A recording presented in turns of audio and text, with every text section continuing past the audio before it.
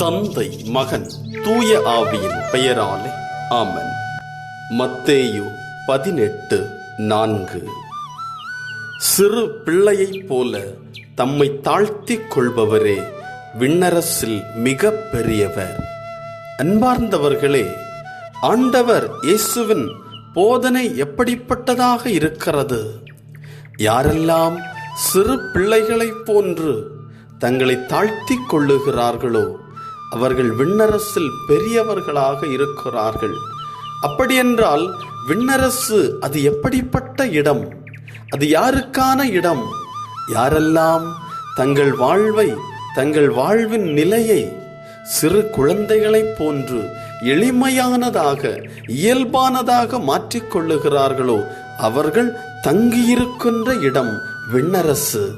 அங்கே அமைதி நிறைந்திருக்கிறது, மன்னிப்பு நிறைந்திருக்கிறது, விட்டுக்கொடுத்தல் நிறைந்திருக்கிறது, ஆண்டவருடைய பிரசன்னம் நிலை பெறுகிறது.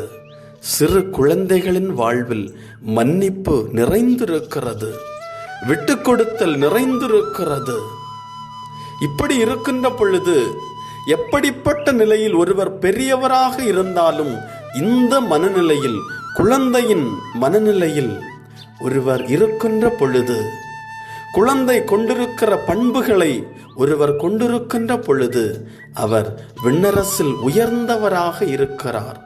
ஆண்டவர் அவரை மிகவும் ஆசீர்வதிக்க கூடியவராக இருக்கிறார். அப்படிப்பட்டவரின் வாழ்வை நேசிக்க கூடியவராக இருக்கிறார். நம் வாழ்வை அர்ப்பணிப்போம். ஜெபம். ஆண்டவரே, என்னை உமக்கு அர்ப்பணிக்கிறேன். என்னுடைய வாழ்வின் நிலையை உமக்கு அர்ப்பணிக்கிறேன். ஆண்டவரே, என்னிலே பல நிலைகளில் பலவிதமான மறக்க முடியாத சூழ்நிலைகள், பலவிதமான மன்னிக்க முடியாத நிலைகள், பலவிதமான கட்டுகள், இவை அனைத்தும் என்னுடைய மனதை அழுத்திக் கொண்டிருக்கிறது. ஆண்டவரே, சிறு குழந்தைகள் எப்படி இயல்பாக, எளிமையாக, நிதானமாக, சாதாரணமாக செயல்படுகிறதோ அதுபோன்று நானும் இருக்க வேண்டும் என்று ஆவல் கொள்ளுகிறேன்.